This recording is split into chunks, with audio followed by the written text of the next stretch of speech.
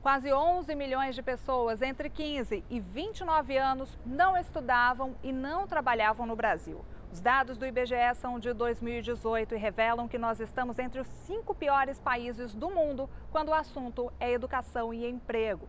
E o que fazer para mudar essa realidade? O Repórter Justiça desta semana vai traçar o perfil do jovem de hoje e mostrar programas que podem dar oportunidades e também um futuro melhor a esse grupo. Nas escolas, as portas para o conhecimento estão abertas. O estudo é aquela ferramenta essencial para a vida. No processo de aprendizagem, ganham o professor, que passa experiências diversas aos alunos, e principalmente os estudantes, que levam para casa uma bagagem e tanto de assimilação de novos conteúdos. Está na Constituição Federal. Todo brasileiro tem direitos sociais. A educação é a base deles, como explica esta advogada. O nosso artigo 6º traz que todo jovem tem direito à educação, moradia, alimentação, aqueles direitos básicos. E com a educação, qual é o próximo passo? A profissionalização, né? E nisso o Estado tem que investir e tem que propiciar que ele tenha um aprendizado satisfatório depois dele ter estudado. Mas nem todo mundo consegue ter acesso à educação. Sem estudar, muitas vezes é difícil também conseguir um emprego em qualquer faixa etária. Mas entre os jovens, estudos do IBGE mostram que a situação fica mais tensa. 23% dos brasileiros entre 15 e 19 anos que não frequentam a sala de aula acabam não tendo perspectivas de trabalho. Nestas horas, o fator renda é preponderante. As pessoas que continuam, ou seja, terminam o ensino médio e vão para o ensino superior, é muito mais difícil uma pessoa com um rendimento mais baixo conseguir ir para o nível superior e fazer ou concluir o nível superior do que pessoas que são mais favorecidas. Inclusive, quando a gente recorta por cor e raça, a gente vê que tem diferença entre os brancos e pretos e pardos nessa questão da escolaridade. No ranking de 41 países analisados pela Organização para a Cooperação e Desenvolvimento Econômico, estamos na posição de número 37. Pior do que nós estão apenas a Costa Rica, a Itália, a Turquia e a África do Sul. Quanto mais igual o país, menos desigual o ensino. O Eric luta para ir na contramão das estatísticas citadas. Morador da periferia de Brasília, não se anulou diante das dificuldades. É considerado um aluno exemplar. Isso porque estudar sempre foi prioridade para ele. Eu sempre procurei dar o meu máximo, né, e fazer o que eu tenho que fazer dentro de sala de aula. Alguns, infelizmente, sofrem influência, né, pela situação da região e muitos também não querem, não buscam, não têm essa preocupação, né, com os estudos e acham que o caminho é outro. Eric nunca reprovou um ano e é focado. Enquanto não faz a tão sonhada faculdade de Sociologia, estuda com dedicação. A tábua de passar roupa vira mesa improvisada. Nas horas vagas, o rapaz também corre atrás do que ainda falta, um emprego. Sai por aí distribuindo currículo. Já fez alguns trabalhos esporádicos, mas nunca teve nada fixo. Realidade que este sociólogo conta que é mais comum do que se imagina. E muitas vezes você vai procurar um emprego, a pessoa te pergunta qual é a sua experiência. E uma pessoa nessa faixa etária, com pouco acesso à educação, qual a experiência que ela tem? Então ela está diante do que se chama crise social. E isso é um problema que não é do Brasil, é um problema do mundo, mas o Brasil em particular. Ele pode trabalhar, ele pode tentar diminuir isso com políticas macroeconômicas, planejamentos de longo prazo. E aí o papel do Estado é extremamente importante nesse processo. Não dá para deixar apenas pelo mercado, uma leitura mais ou menos no sentido de o mercado regula as relações sociais. A educação sempre tem um papel fundamental nesse processo, e quanto mais qualificação você tem, maiores são suas chances no mercado. Isso teoricamente faz sentido. Mas também não é tão simples assim, porque tem muitas pessoas que têm uma formação superior, né, e não tem emprego também. Esse é o grupo etário que vai procurar o primeiro emprego. Então existem entraves da sociedade, né? Às vezes, por exemplo, investir numa pessoa que vai começar é diferente de você pegar uma pessoa que já tem experiência. Então, às vezes, o mercado de trabalho, como está em crise, ele acaba dificultando um pouco mais essa inserção no mercado de trabalho. Esse também pode ser um fator relacionado. Atualmente o desemprego está bem alto, né? Infelizmente eu sou mais uma vítima. Jovem, né? E eu também não sei o que vem a acontecer. Já tenho inscrições em diferentes sites, né? O que não aparece é a oportunidade. O que me resta é esperar. Muitos jovens desistem de procurar emprego no meio desse longo caminho. São pessoas consideradas desalentadas. Entre os motivos estão a falta de trabalho na localidade onde moram, a incapacidade de conseguir trabalho adequado, a falta de qualificação ou experiência profissional e o fato de serem considerados muito jovens. Fernanda teve uma infância difícil no Rio de Janeiro. Lá faltaram oportunidades de estudo. Ainda pequena, a moça veio para Brasília. Para trilhar um novo caminho, precisou contar em muito com a ajuda da família. Se não fosse o apoio da minha família, eu acho que eu não estaria estudando hoje, assim, do jeito que eu estou focada. Para ela, o fato de ser negra e mulher conta não só no que diz respeito à escolaridade, mas também na hora de conseguir qualificação profissional. Bom, entrei em currículo junto com uma amiga, que ela era branca, e meu currículo é bem mais cheio do que o dela e eu nunca fui chamada nem para entrevista. E ela sempre foi, então talvez possa muito ser fator de raça. Infelizmente, isso pode acontecer sim, Fernanda. A gente vê que as mulheres pretas e pardas são o grupo mais vulnerável de todos os grupos que a gente possa comparar, né? Quando a gente relaciona cor, raça, gênero, né? Sexo, eles são são as mulheres mais vulneráveis, ou seja, a questão do rendimento, da escolaridade. Mesmo a mulher sendo mais escolarizada, né, do que os homens, quando a gente compara num âmbito geral, esse grupo em específico de mulheres pretas ou pardas é o grupo mais vulnerável. Mas a moça não desiste. Enquanto a oportunidade não vem, Fernanda estuda para um dia se tornar advogada.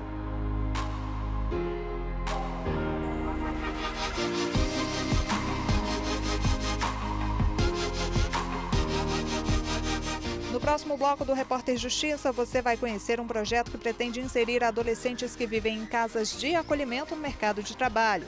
Veja essa e outras iniciativas já já. Não saia daí que a gente volta em instantes.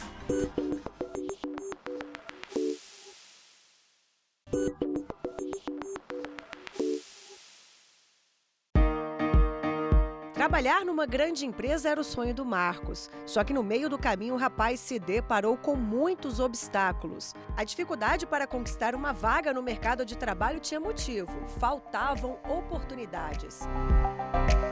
O tempo passou e essa realidade mudou. Hoje, o jovem é funcionário de uma rede de lojas do comércio varejista. A chance veio graças a um projeto do Tribunal de Justiça de São Paulo. No Trampo Justo, rapazes e moças que estão prestes a sair de casas-abrigo partem rumo à profissionalização. A iniciativa é uma forma de abrir portas para o futuro dessas pessoas que estão começando a vida adulta. O Marcos quase não acreditou quando recebeu a notícia de que seria menor aprendiz. Eu lembro que eu cheguei aqui na loja, né, tinha saído de lá, aí tinha ido para a República Jovem Masculina, e até lá estava tudo bem. Aí começaram a mandar mensagem de despedida: você conseguiu, você passou por isso, agora você tem uma nova etapa. E nisso eu cheguei na loja e aí fui direto pro estoque, não falei com ninguém, passei reto, furacão. E aí eles mandando, eu comecei a chorar, não deu. Só que eu chorei de alegria, né? Porque eu vi que estavam felizes por mim, que eu consegui cativar muitas pessoas.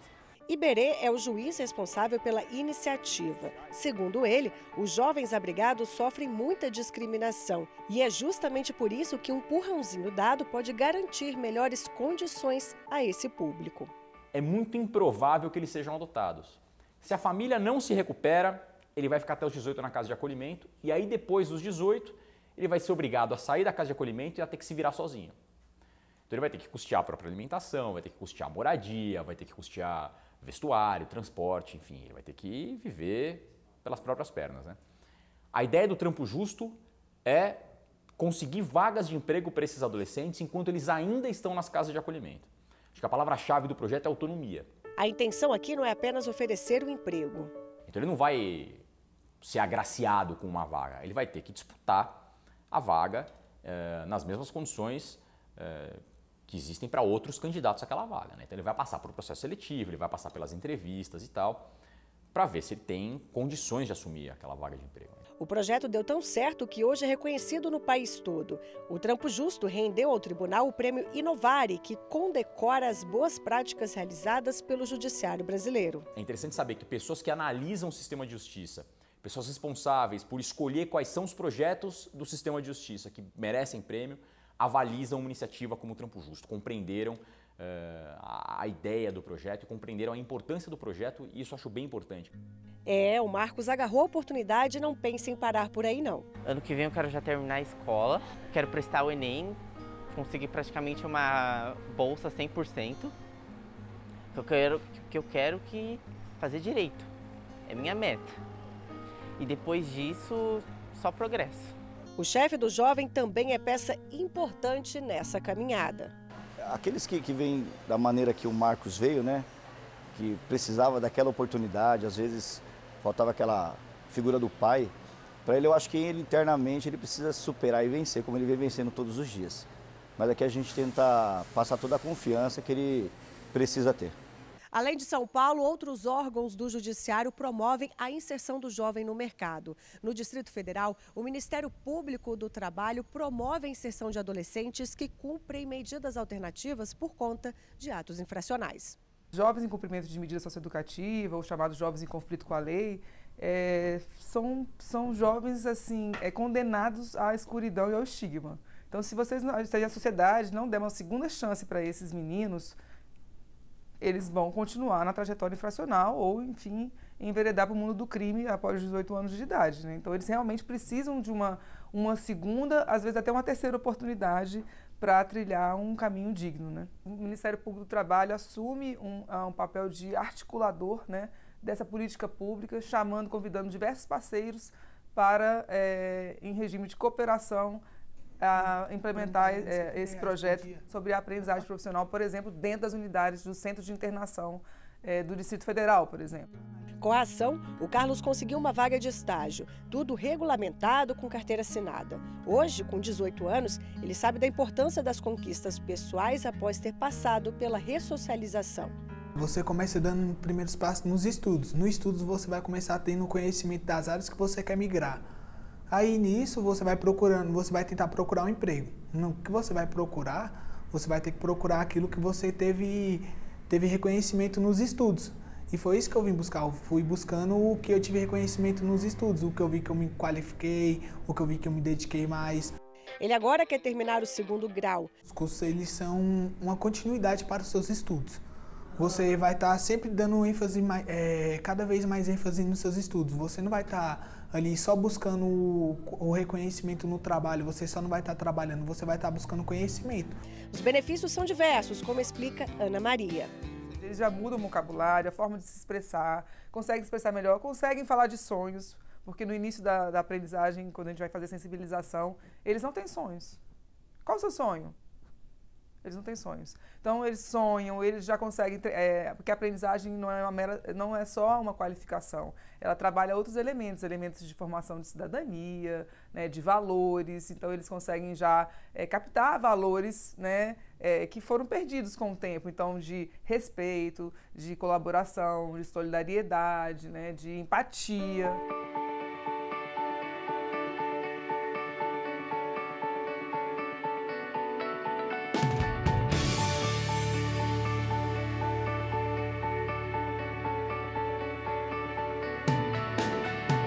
Veja a seguir no Repórter Justiça, estágio e programa Trainee. Qual a melhor maneira de entrar no mercado de trabalho? Conheça a história de jovens que emendaram o estágio no primeiro emprego. E mais, como as grandes empresas se preparam para receber funcionários cheios de criatividade e disposição. É já, não saia daí.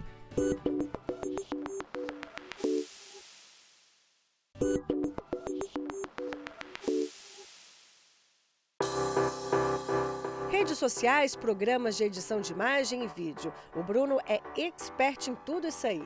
O conhecimento vem da faculdade, onde ele faz o último semestre de marketing. Já a prática está no estágio remunerado que o rapaz conseguiu logo no primeiro mês cursando a graduação. Recentemente, Bruno foi chamado para uma reunião com os chefes. Nesse dia, soube que teria a carteira assinada. Passaria de estagiário a funcionário da empresa. Uma notícia tanto que ele custou acreditar. Hoje em dia, para você ver um estagiário sendo contratado na empresa que entrou, é difícil. Não é uma coisa que você vê todo dia. Né? Porque tem empresas que preferem pegar de fora do que pegar gente de dentro. Porque eles fazem você crescer aqui dentro para você ter um plano de carreira aqui dentro. Então, assim, foi surpreendente. Eu fiquei sem acreditar de primeiro momento, mas depois caiu a ficha que... Porque, assim, a gente estagiário, a gente ainda tem aquele feedback que a gente é um adolescente em fase de aprendizagem. E depois que você é contratado, que você vira um CLT, parece que você fala, nossa, agora eu sou um adulto. Agora eu tenho que arcar com as minhas despesas, as minhas responsabilidades. Nos 11 meses de estágio, muito crescimento. Entrei sem saber quase nada, na verdade. E aqui dentro foi uma experiência muito grande e enriquecedora, porque é uma empresa que te incentiva, é uma empresa que faz com que você estude. Dedicação nunca faltou em sala de aula e dentro da empresa. A recompensa não poderia ter sido melhor. Numa sala de aula, você entra no primeiro semestre todo feliz, cheio de energia, preparado para desbravar o mundo. E quando você vai para a área de trabalho mesmo, que você senta ali em frente ao computador e vê que o trabalho está ali te esperando, você vê que é uma coisa totalmente diferente do que você aprendeu em sala. E aí você começa a ver que é necessário você se tornar um adulto, deixar aquela parte do ensino médio, primeiro e segundo semestre de lado e realmente virar um adulto para conseguir se empenhar e se dedicar na área de trabalho. Então, assim, foi uma experiência muito difícil de início, porque a gente vive sonhos na faculdade quando a gente entra para a área de trabalho, a gente começa a viver realmente passo por passo, montar pedrinha por pedrinha até construir assim, um castelo de força mesmo para você conseguir atuar naquilo que você realmente gosta. Mas nem todo mundo tem as mesmas oportunidades. Conseguir uma vaga de estágio logo no início da carreira é tão difícil quanto ter um emprego formal. A conta nunca fecha. É muita gente para poucas vagas. O Brasil tem que avançar muito, porque nós temos um número pequeno de estágios. No Brasil inteiro nós temos 1 milhão de estagiários no ensino superior, médio e médio técnico. No superior são 740 mil estagiários. No nível médio e médio técnico são 260 mil estagiários. É muito pouco, visto que a gente precisa se somar o número de estudantes, de acordo com o MEC, no ensino superior de 8.266 e no ensino médio e técnico de 9.326.000, são mais de 17 milhões de estudantes. É muita gente para pouco estágio. Além disso, falta preparo por parte das empresas contratantes. Empresas, universidades são feitas de pessoas. Você pode ter uma excelente empresa, mas, de repente, aquele supervisor de estágio, ele não tem aquele poder de transmitir, ele não tem aquela sensibilidade de, olha, estágio, realmente a educação são 6 horas. Então, a gente faz esse trabalho de conscientizar, porque se você não cumprir com essas regras, o estágio deixa de ser estágio. E aí vira um problema até trabalhista. Então, as empresas que não têm um setor específico, que os seus gestores não estão preparados para transmitir com paciência aquilo que eles sabem. Então, nos jovens, a gente procura fazer, dos nossos associados, os agentes de integração, fazer uma pesquisa de qualidade. E a gente separa isso e deixa aberto, inclusive para bloquear essas empresas que não dão uma qualidade de estágio, que não dão uma qualidade de educação. Outro problema é quando a chefia não entende o papel do estagiário que está ali principalmente para aprender. Em vez disso, muitos supervisores e chefes impõem metas abusivas ao estudante. O estagiário está ali para aprender, mas quando ele ingressa no estágio, ele assina um termo de compromisso. E nesse termo de compromisso tem tudo o que ele precisa. A carga horária, se é de 4 horas diárias ou de 6, que o limite são 6 horas.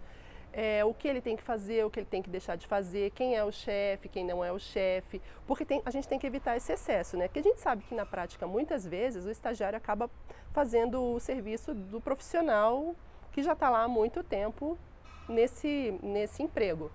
Então, a gente tem que observar bem esses limites e esses excessos. E caso ele sinta que ele está sendo cobrado demais, que a barreirinha está sendo ultrapassada, ele tem que comunicar ao chefe superior e para poder comunicar esse tipo de abuso.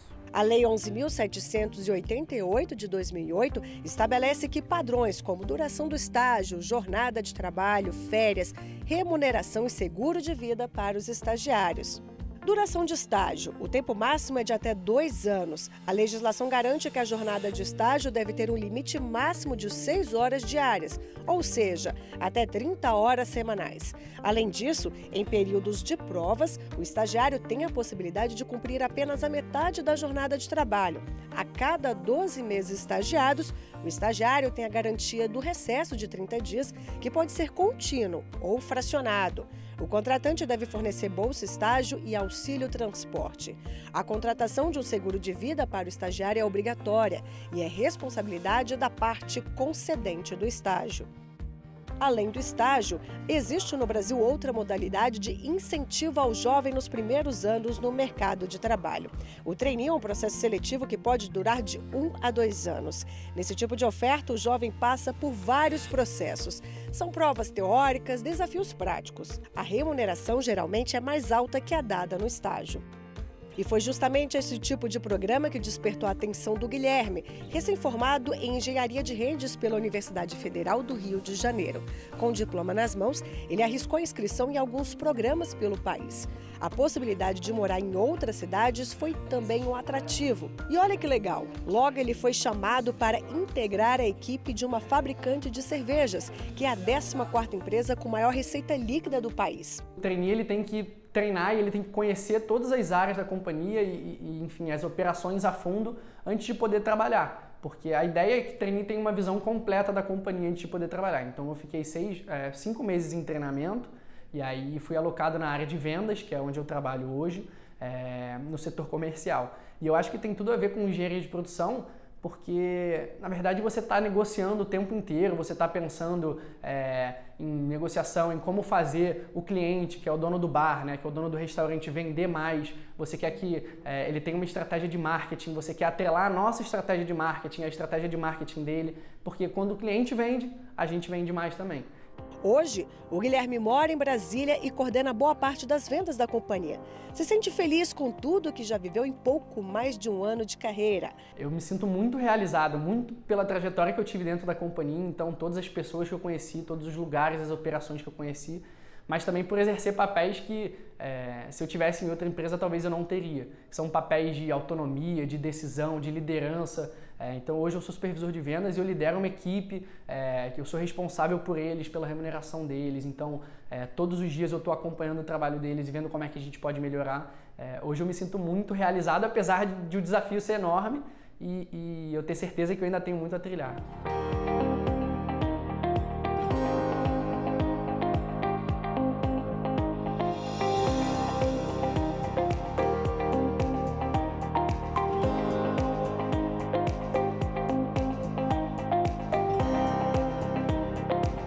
O Repórter Justiça de hoje fica por aqui. Você pode rever este e outros programas no nosso canal no YouTube, TV Justiça Oficial. Acesse também o nosso site, tvjustiça.jus.br. Quer enviar uma sugestão de reportagem? Mande aí a sua dica no repórterjustiça@stf.jus.br. Obrigada pela sua companhia e até mais.